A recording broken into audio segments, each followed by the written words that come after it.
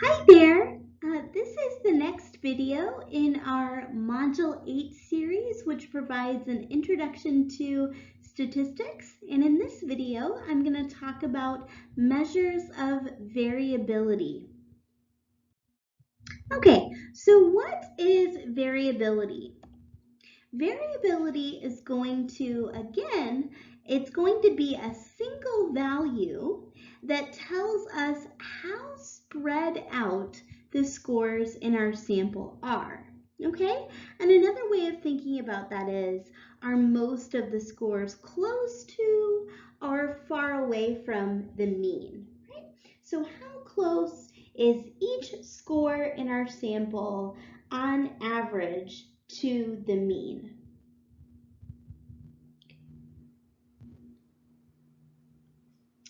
So if we were to compare each of the sample distributions in the histograms that I just showed you, interestingly enough, they have the exact same sample mean, right? So the sample mean in both of these histograms is 100, but they are very, very different in terms of how spread out the scores are. Right? So in the first one, the scores are clustered really, really close to the mean, whereas they're much more spread out in the second histogram.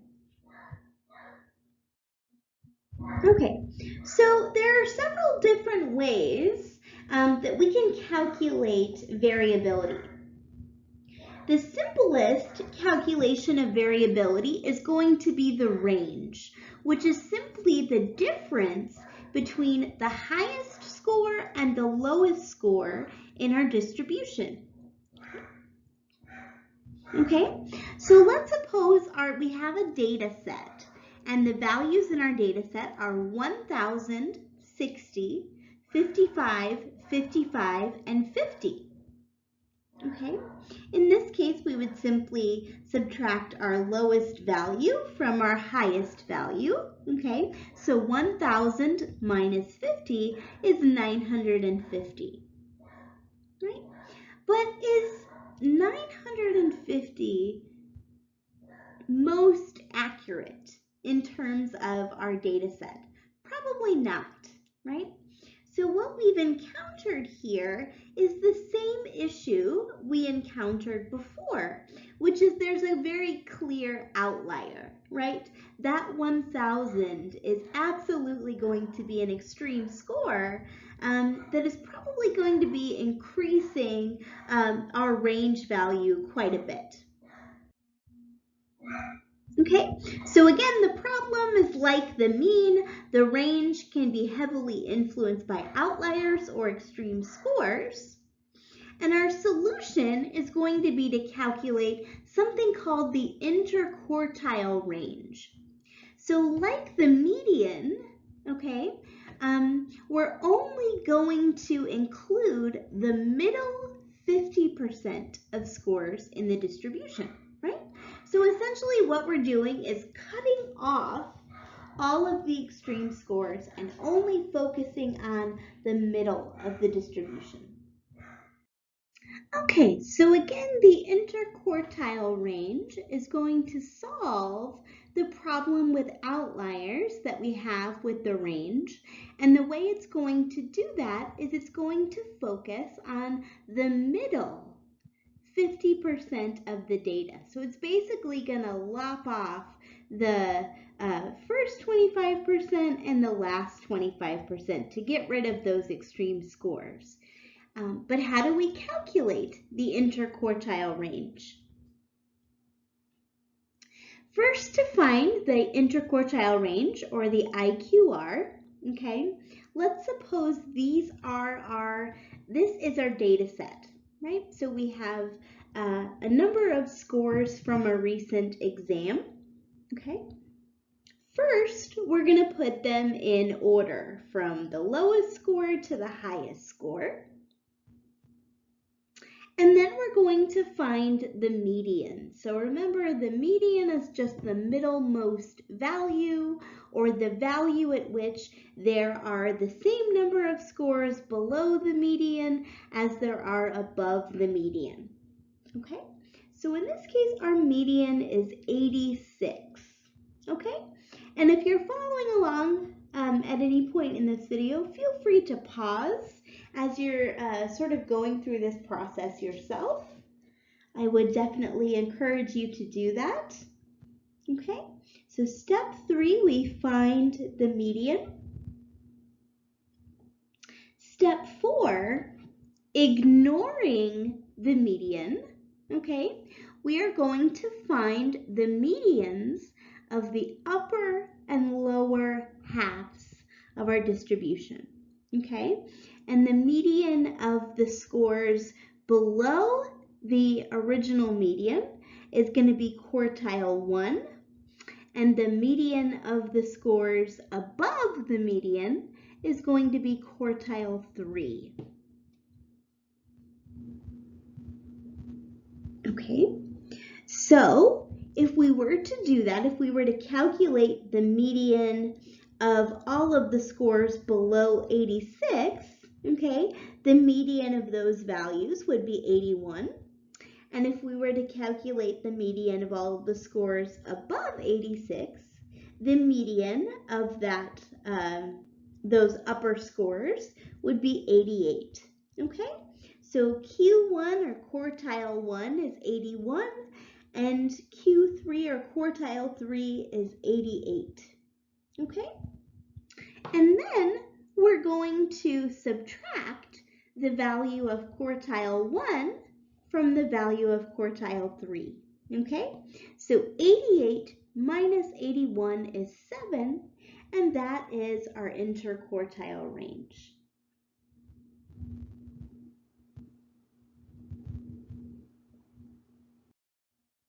So in the last 2 previous videos, you've heard me use the term outlier or extreme score quite a bit, right? But how do we know whether a given score is an outlier, right? So how different does an individual value have to be compared to the other values in our data set in order for that value to be an outlier? Well, fortunately, we can use the interquartile range, which we just calculated, and the values of quartile 1 and quartile 3 to determine if we have an outlier in our data set. Right? So we have this handy dandy formula, okay? So first, we're going to multiply our IQR, or interquartile range, which is 7, times 1.5, okay?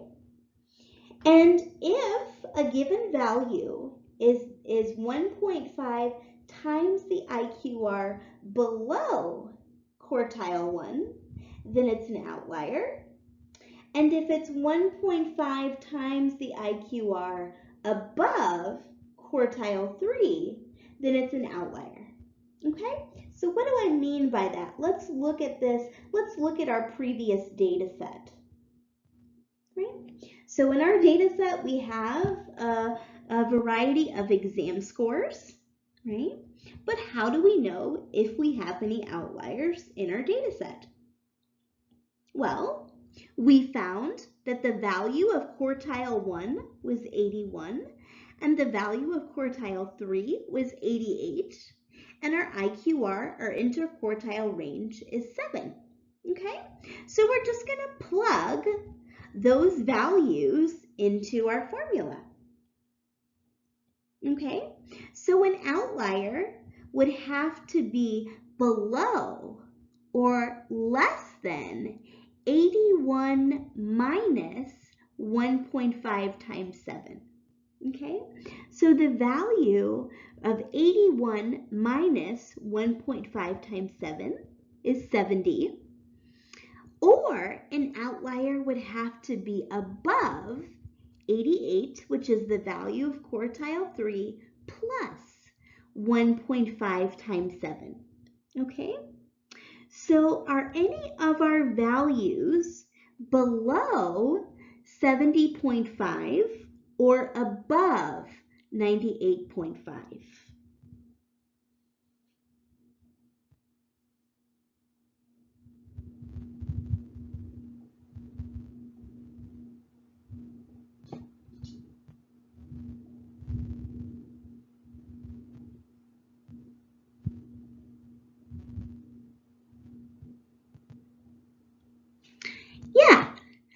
So we have one score that's below 70.5. So we have a 68, right? So that means, yes, we have an outlier, which is 68. Okay?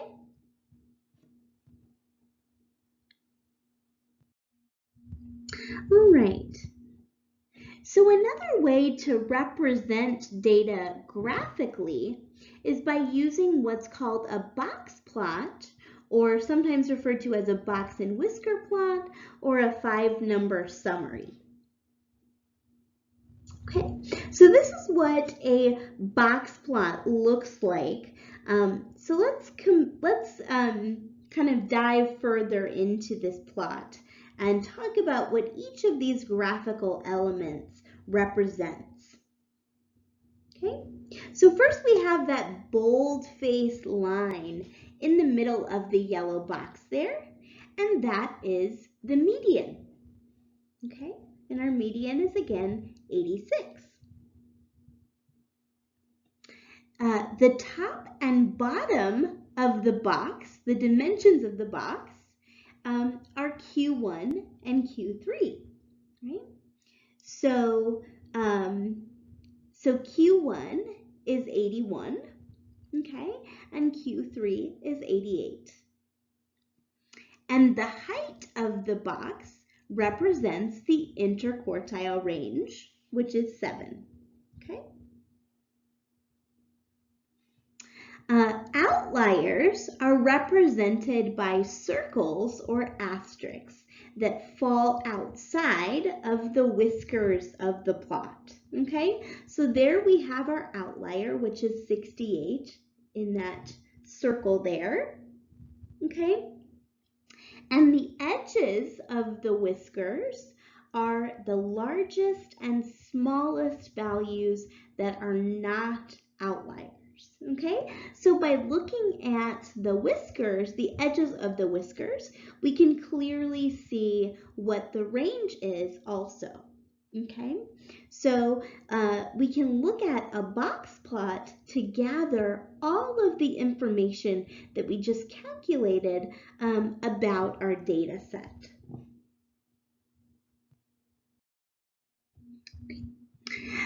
So the good thing about the interquartile range, right, is it allows us to get rid of those extreme scores or outliers, okay, which is helpful. But the problem or limitation with the interquartile range is that in eliminating the outliers, it takes out too much data. Right? So remember how I told you the IQR is going to ignore the bottom 25% and the top 25%, right? That amounts to 50% of the data. So we're getting rid of so much information that the IQR might not be an accurate representation of our data set. So if we can't use the IQR, or the interquartile range, to determine the spread of our scores about the mean, what other options do we have?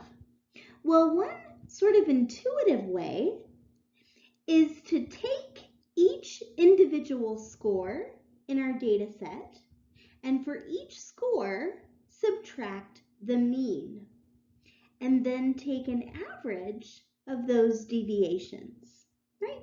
So what might that look like?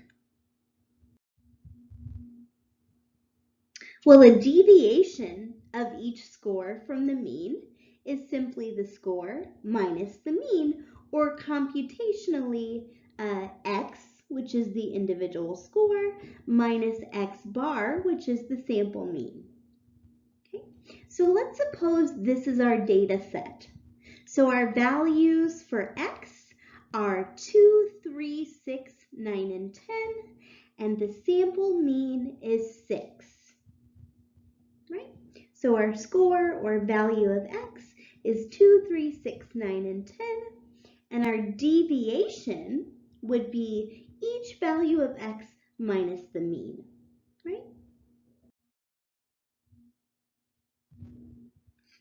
So we would do 2 minus 6 which equals negative 4, 3 minus 6, which equals negative 3, 6 minus 6, which equals 0, 9 minus 6, which equals 3, and 10 minus 6, which equals 4.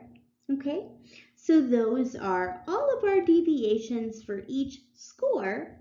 So now if we want to compute an average deviation, we would just sum all of the values in red and divide by the number of deviations, or the number of values in our data set, which is 5.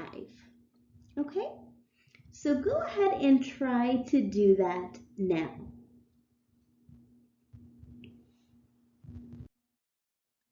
Okay, and I'm sure by this point you have noticed a problem, right? So the problem is that it is impossible to calculate, because when we go to sum up all of those deviations, the positive and negative values cancel each other out and sum to 0. Okay, so one of the ways that we can prevent our deviations from summing to 0 is to square each of the values to get rid of the negatives. Okay, so instead of calculating an average deviation, we're actually going to calculate an average of the squared deviations.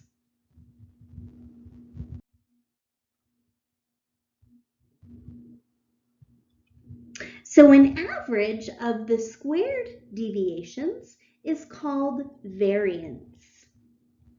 Okay, and the larger the variance, the more spread out the scores are, or the further the scores are from the mean. Okay, and again, we square the deviations from the mean to avoid the problem that the average deviation measurement had, where all of the deviations sum to 0. Okay, so the formula for variance is the sum of the squared deviations divided by sample size minus 1. Okay, so if we're calculating the variance for a sample, okay, we take the sum of the squared deviations and divide it by the number of scores in our sample minus 1. And if we're calculating the variance of a population, we do the sum of the squared deviations minus n, which is the number of scores in our data set. Okay? So why do we have the n minus 1 in the sample statistic for variance? Well, we use n minus 1 because the sample variance is usually an underestimator of the population variance. Okay, so we need to adjust for error in estimating the population variance. And what do I mean by error? Well, remember that our goal in research is to calculate a statistic from our sample and use that sample statistic to approximate the same variable in the population. Okay, but depending upon the size of our sample and a number of other factors, our sample statistic might be an imperfect estimator of the population statistic, right? So having the minus 1 in the denominator here is just a way to make our sample statistic a better approximator of the population. Okay, but really all you need to know at this point is that if you were to calculate the variance for our sample, you would sum up all of the squared deviations and divide it by n minus 1, which will give you an average of the squared deviations of each score about the mean. Okay, so let's return to our data set here. All right, so we have the score, we have the deviation of each score from the mean, okay?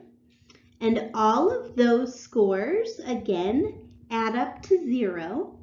So now we have a third column where we are going to square each of those deviations, okay? So -4 squared is 16, -3 squared is 9, 0 squared is 0, 3 squared is 9, and 4 squared is 16, right? But remember, the formula for variance is going to be an average of the squared deviations. And we all know how to calculate an average, right? You sum up all of your values and divide them by the number of observations that you have in your data set, right?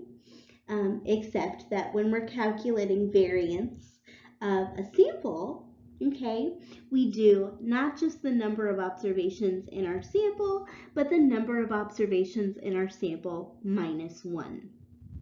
Okay, so our first step is going to be to add all of our squared deviations together, or to sum them.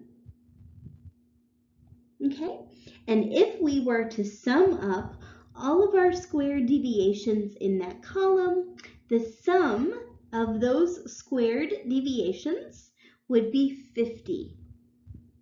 Okay, all right, so now we have the sum of our squared deviations, which goes in the top of our equation, 50, and then we divide it by the number of observations in our sample, and we have 6 observations in our sample, so we're going to go ahead and divide it by 6 minus 1, which is 5. Okay, so our variance is equal to 10, right? And again, our variance is just telling us the average deviation of each score from the mean. Okay.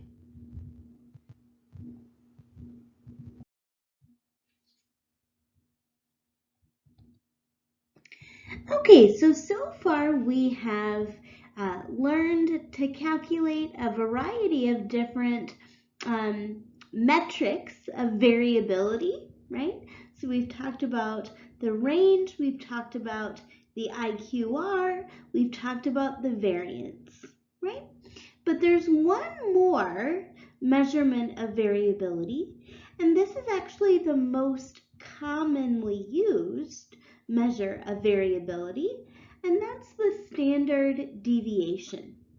Fortunately, though, the standard deviation, to calculate the standard deviation, we can use the variance with just one additional computational step. So one of the limitations of the variance is that it can be difficult to interpret because it's in squared units, right? So just as you saw in the formula for variance, it's s squared equals the sum of the squared deviations over n minus 1, right? So we're left with squared units, and we need to put it back in its original form so that it's more easily interpreted. Okay, so it's really easy to do that though, and to calculate the standard deviation, we just need to take the square root of the variance, right? So if we're calculating the standard deviation of our sample, then computationally the formula is just S, which is standard deviation, equals S squared, or the square root of S squared. And S squared is, of course, the variance, right? If we have if we're able to calculate the standard deviation of a population, then we would represent it with Greek symbols, okay? So in that case, it would be sigma in place of s equals the square root of sigma squared. Okay, so again, most of the time you will use the standard deviation as your estimate of variability. And like the variance, it's going to tell us the average distance of the scores in our sample from the mean. Okay, so again, S or standard deviation is simply the square root of the sum of the squared deviations divided by n minus 1.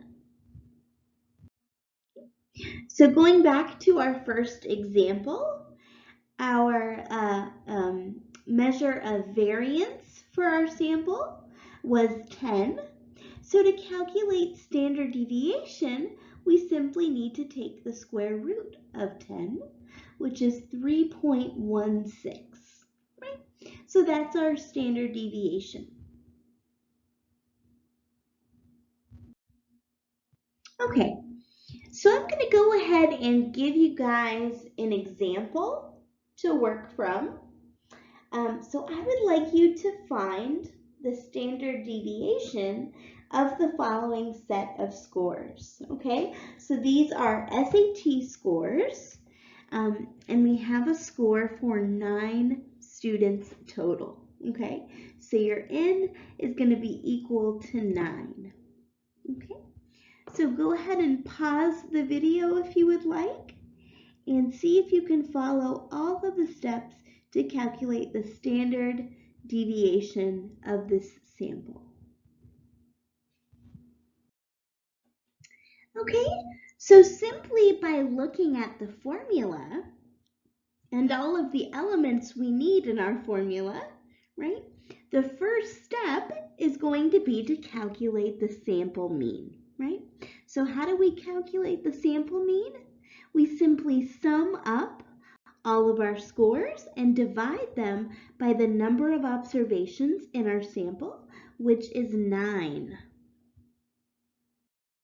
Okay, so if we do that, we end up with 10,910 divided by 9, which gives us 1,212.22. Okay, so that is our sample mean. Okay, next we're going to start creating our table, right? So our first column in our table is going to be X, which is going to be the column with all of the scores, okay? So go ahead and input all of the scores into that first column. And secondly, we're going to calculate each score's deviation from the mean, right? And to make sure you're doing it right at the end, all of those deviations should sum up to 0. Okay? So that's what we end up with. Those are our deviations. And indeed, they all sum up to 0. Okay? So our third column is going to be the squared deviations. Okay? And once we square all of the deviations and sum them up, we end up with 16,755.56. Okay, so our next step is going to be to divide the sum of the squared deviations by n minus 1 and take the square root. Okay, so to get our variance, right, we end up with the sum of our squared deviations, which is 16,755.56 divided by 8, right? So our variance is 2,094.44, and to get our standard deviation from our variance, we take the square root okay, which gives us a value of 45.77. Okay, so don't get too stressed if you didn't get this value the first time through. Go ahead and practice, a few times, and you should eventually get this value. Certainly, if you don't, feel free to reach out and we can do the problem together during office hours. Okay, but that's our standard deviation. It's 45.77.